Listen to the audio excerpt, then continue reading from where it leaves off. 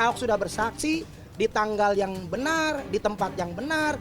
Ya, saya kira mungkin dia malu karena dia mempunyai pandangan tidak boleh dipimpin oleh orang kafir. Ketika BAP saja itu di Bareskrim saya sampai 6 kali. Nggak mungkin saya bersaksi palsu. Kalau laporan ini tidak diterima, ya, besok ribuan umat Islam akan datang ke Polres Bogor ini.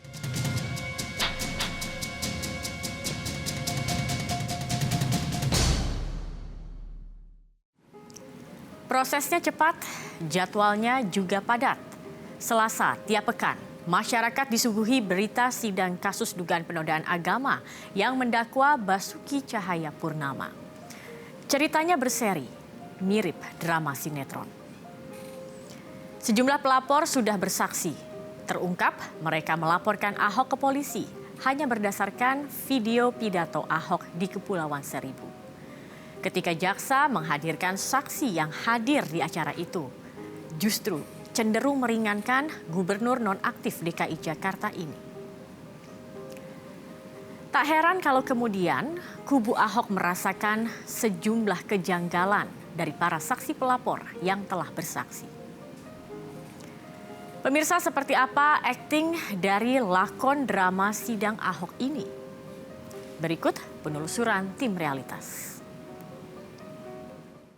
Dengan sengaja di muka umum mengeluarkan perasaan atau melakukan perbuatan yang pada pokoknya bersifat permusuhan, penyalahgunaan, atau penodaan terhadap suatu agama yang dianut di Indonesia yang dilakukan oleh terdakwa. Saudara sudah mengerti isi dakwaan tersebut? Secara bahasa saya mengerti, Yang Mulia. Ya. Tetapi isi tuntutannya saya tidak mengerti. Kenapa saya bisa dituduh menista agama atau menghina ulama? Inilah dakwaan jaksa penuntut umum pada Basuki Cahayapurnama dalam sidang perdana kasus dugaan penodaan agama hari Selasa 13 Desember 2016. Di sidang perdana ini, Basuki Cahayapurnama atau biasa dipanggil Ahok juga langsung menyampaikan nota keberatan terhadap dakwaan jaksa. Ya, Yang Mulia, saya sangat sedih. Saya dituduh menista agama Islam. Karena tuduhan itu sama saja dengan mengatakan saya menista orang tua angkat dan saudara-saudara angkat saya sendiri yang sangat saya sayangi dan juga sangat sayang kepada saya. Ahok menjadi terdakwa setelah dilaporkan sejumlah pihak ke polisi gara-gara pidatonya di Pulau Pramuka, Kepulauan Seribu pada hari Selasa 27 September 2016 yang menyinggung salah satu ayat di Al-Quran. Jadi jangan percaya sama orang, kan bisa aja dalam hati kecil Bapak Ibu nggak bisa pilih saya. Ya kan, dibohongin pakai surat Al-Maidah 51 macam-macam itu. Itu hak Bapak Ibu. Ya. Cukup kan? Isi pidato inilah yang mengantarkan Ahok menjadi tersangka dugaan penodaan agama. Status tersangka diterima Gubernur nonaktif DKI Jakarta ini pada tanggal 16 November 2016 dan 2 pekan kemudian atau tanggal 30 November berkas perkaranya pun dinyatakan lengkap. Kita sudah melihat bahwa proses hukum yang dilakukan terhadap diri Pak Ahok ini kan sangat super cepat, ya. Bahkan terus terang hanya dalam waktu 3 hari, jaksa sudah menyatakan P21.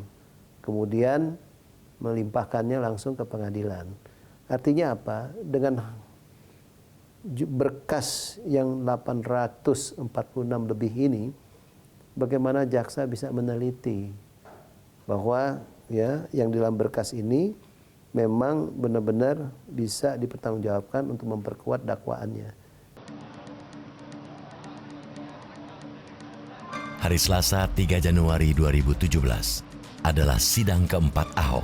Agenda sidang adalah mendengar keterangan sejumlah saksi pelapor yang dihadirkan oleh jaksa penuntut umum. Penjagaan di gedung Kementerian Pertanian ini tidak kalah ketat dibandingkan ketika sidang masih digelar di gedung bekas Pengadilan Negeri Jakarta Pusat.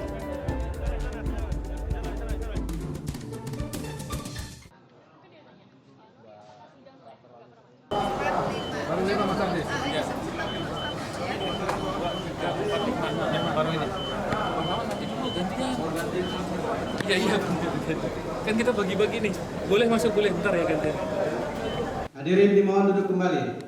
Majelis hakim juga melarang siapapun untuk mengambil gambar selama persidangan pemeriksaan saksi-saksi. Majelis hakim hanya mempersilahkan media merekam saat sidang akan dimulai dan dilarang merekam ketika pemeriksaan saksi berlangsung.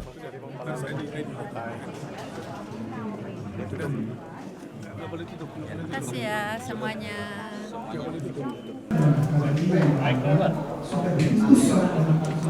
Ya, ruang sidang pasti mengamankan kegiatan pemeriksaan saksi-saksi yang hari ini jadwalkan kurang lebih ada 5 saksi.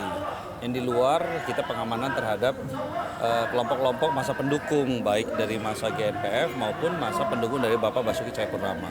Prinsipnya tidak ada perbedaan apa-apa. Cuman memang kita untuk yang di luar itu melakukan penutupan jalan dengan maksud agar dari kedua kelompok massa ini tidak akan saling bersentuhan. Pengerahan massa dari kelompok anti Ahok dan pendukung Ahok selalu muncul di setiap sidang sejak sidang pertama kali digelar. Inilah sebabnya ada 2 sistem penjagaan polisi.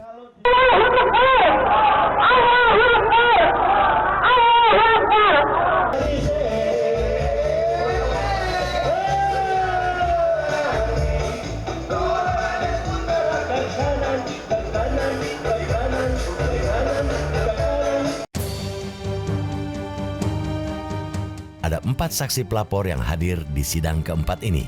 Keempatnya adalah Habib Novel Khaidir Hasan, Gus Joy Setiawan, Muksin, dan Samsu Hilal. Keempatnya melaporkan Ahok ke polisi hanya berdasarkan video yang mereka tonton. Saya katakan, ya Anda bicara di Kepulauan Seribu itu dengan surat Al-Maidah Anda tidak sebutkan lawan politik yang busuk. Tapi Anda katakan jangan mau dibohongi dengan surat Al-Maidah. Artinya di situ umat Islam. Dugaan kita di awal tidak melihat secara keseluruhan pidato tersebut, hanya mendapatkan WA saja. Terus kemudian udah berinisiatif mengklaim bahwa ya ada umat Islam di Indonesia, seluruh dunia itu tidak bisa menerima adanya penistaan agama yang dilakukan oleh Ahok begitu. Sebelum saya ditanya-tanya, Wiliudin Abdul Rashid Dhani adalah salah satu saksi pelapor yang dihadirkan jaksa penuntut umum. Warga Bogor ini sempat dihadirkan 2 kali karena ada kejanggalan dalam berita acara pemeriksaan di kepolisian. Ketika melapor ke Polres Bogor, Wiliudin menyebut pidato Ahok di Kepulauan Seribu terjadi pada tanggal 6 September 2016. Padahal faktanya, pidato Ahok ini terjadi pada tanggal 27 September 2016. saya sampai melihat di belakang monitor dia, si saksi polisi yang pertama tadi, ya, saya sampai lihat itu salah, tolong diganti. Saya nggak mau tanda tangan kalau belum diganti. Baik Pak, saya ganti.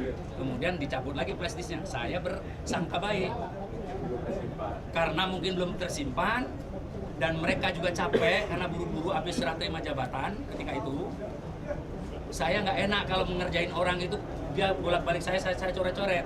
Ketika BAP saja itu di baris krim saya sampai 6 kali. Nggak mungkin saya bersaksi palsu. Nah, jadi dalam hal ini kita melihat saksi ini memang nggak jujur. Dan satu hal lagi yang penting, itu yang dia ungkapkan sendiri kemarin di kesaksian. Ya karena katanya, ya saya udah jelasin, dia bilang bahwa ini pidatonya di Pulau Seribu.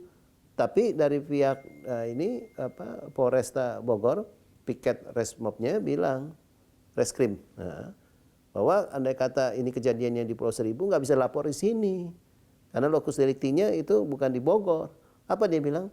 Kalau laporan ini tidak diterima, ya besok ribuan umat Islam akan datang ke Polres Bogor ini. Artinya apa? Itu kan ancaman.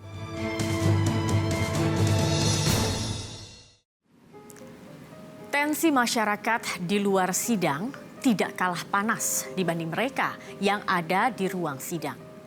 Keringat massa kedua kubu yang berunjuk rasa juga belum kering. Apalagi polisi putar akal menjaga drama dalam sidang dan mengamankan massa di luar sidang. Lantas bagaimana para aktor persidangan memainkan perannya? Realitas segera kembali.